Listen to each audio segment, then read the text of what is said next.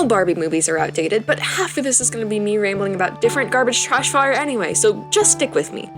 Hello, this is Ginger's Greetings here on YouTube and on Instagram, and today we are going to be talking about something I'm sure everybody is sick of. Yes, I saw the Barbie movie a while ago, in fact, and I need to make something very clear. I loved it. Before I saw the movie, I did not know what it was going to be about. I'd seen critical commentary calling it feminist propaganda, and honestly, I didn't think much of it. People said the same thing about Captain Marvel just because they made Captain Marvel a woman. All you have to do, apparently, to make feminist propaganda is to have a female character who passes the Bechdel test, I guess. I was genuinely surprised that feminism was not only relevant, like an actual relevant point, but the entire point of the movie. On top of being an incredibly well-done film, it had me laughing out loud, multiple times. There were several points where I turned to my friend's mouth literally ajar because I never expected a movie from a doll brand to be so real. It was great. Alright. I'm not really a review channel, so I guess I'll end it here. Thanks for watching 1 minute of nothing and have a nice day, is what I would say if I had a normal experience in a normal movie theater. Unfortunately for all of you, I did not. Me and my crew wanted to shamelessly bring snacks, sit under the stars, and cuddle under blankets. Plus, we had free tickets to a drive-in theater. What could go wrong? Let me tell you what this is really about. My experience around trying to watch this darn film. I cannot stress how excited I was to see the Barbie movie. I don't think I accomplished Barbie core, but I smothered my look with hot pink, rainbows, and glitter to the best of my ability. We packed an entire cooler full of snacks, including but not limited to an entire block of cheese, half a gallon of milk, some spicy chips, and 3 cups of decaf tea. Because as much as my sibling loves caffeine and my girlfriend can tolerate it, it is the arch nemesis of my anxiety. We were also prepared to buy snacks there too, because you should definitely support your local businesses. We packed away our cooler, grabbed all the blankets and pillows we could hold in our arms, and hit the road. We left a little later than we'd hoped to. At the time, we were just worried about getting a decent spot. Hello! No, you! Get out of here! Hello! I'm trying to record.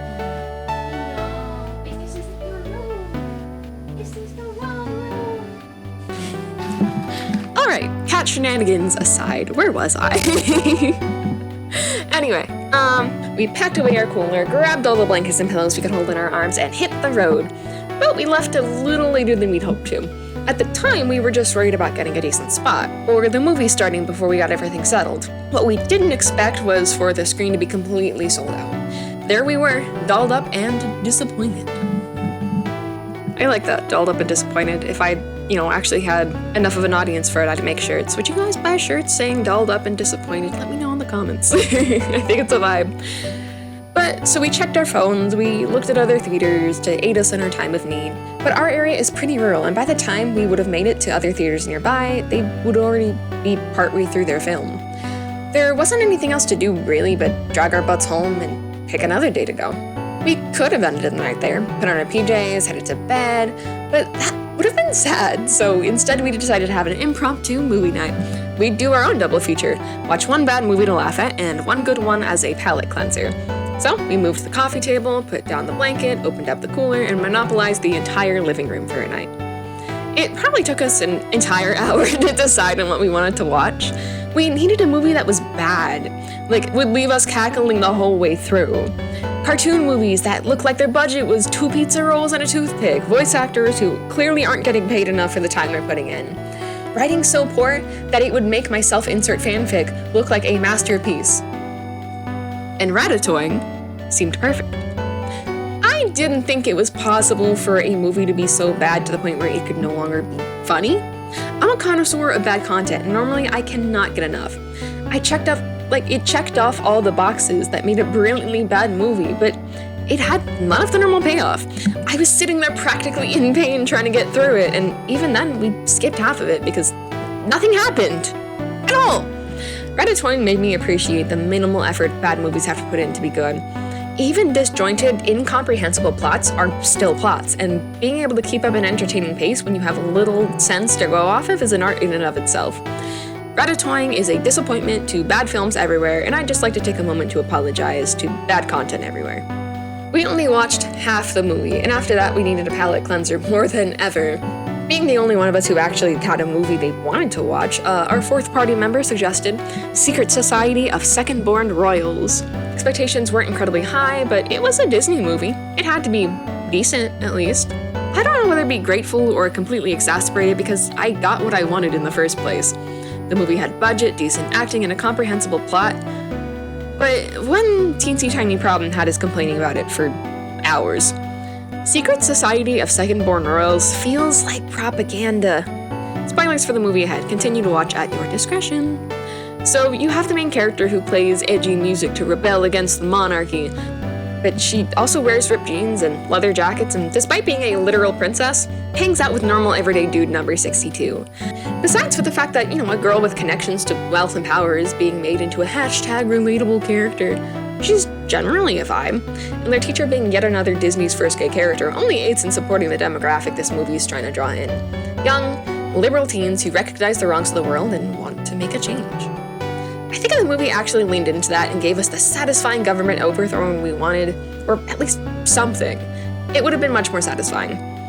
But the message of the movie is basically, don't rebel against injustices, that's useless and disrespectful to your leaders. If you want to actually help people, be silent and work within the monarchy. Maybe then, in enough centuries, things will change. I wish I was joking. I am not. Moving on. At our wits' end, we tacked on Luca at the end of the third movie to mend our weary, broken hearts. And that we did. Filled with a half block of cheese and a roller coaster of emotion, I went to sleep that night marginally satisfied.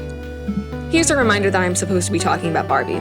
That will rarely ever happen. Speaking of Barbie, the next time we attempted was actually successful. We got there a little earlier, filled our cooler with another round of snacks to attack some new content with, and as I said previously, I really enjoyed it. The hype was real, and aside from the one car that, was definitely smoking weed in front of us, we had a very pleasant couple of hours. After it was done, we turned to each other and debated whether or not we wanted to stay for the second movie. It didn't cost anything extra, and we'd be making full use of our free tickets. But we also knew this movie was going to be bad, like a complete 180 from the refreshingly self-aware, liberal, and empowering message Barbie had. I wanted to stay. I was probably the only one who wanted to stay. Again, I love me some bad content, even of the problematic variety. As a queer person, I once watched an anime that treated a guy's potential homosexuality like an illness that needed to be cured. The love interest thought he needed to be brought back to the light and shown the true allure of women. Obviously, this is horrible, which is exactly why I enjoyed it. I also have lines I don't like being crossed. One of my big ones starts with P, ends in A, and is unfortunately a group trying to ruin cartography for everyone. I can deal with the dragon girl that's actually 1,000 years old, or an uncomfortable age gap that could be removed from the story without affecting the plot whatsoever. But when it becomes a crucial, highlighted point, I get majorly uncomfy. And in No Hard Feelings, a film about a grown woman dating a minor to prep him for college. Let's just say I find it hard to believe that this movie was actually released in 2023. We left before anything got too racy. Don't watch this movie, just don't.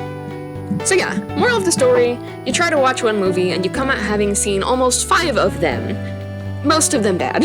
Thank you for listening to me ramble about my chaotic experience surrounding the Barbie movie. And in case you're curious about what I'm drawing, it is me and my girlfriend my girlfriend and I, grammar, whatever, in Barbie-inspired outfits. I really want that Knuff sweater. I want it so bad. I need it on my flesh prison now. But I think the official ones are it's like $100. Don't quote me on that. They're expensive. But I want it so bad. Anyway, my sadness aside, this has been Kate, otherwise known as Ginger's Greetings, here on YouTube and on Instagram. Be sure to like and subscribe if you've made it to this part of the video, and if you're feeling generous, feel free to comment your favorite Barbie core emojis, what you thought of the movie, or how much you hate my video. It really helps the channel. Love you guys. Bye!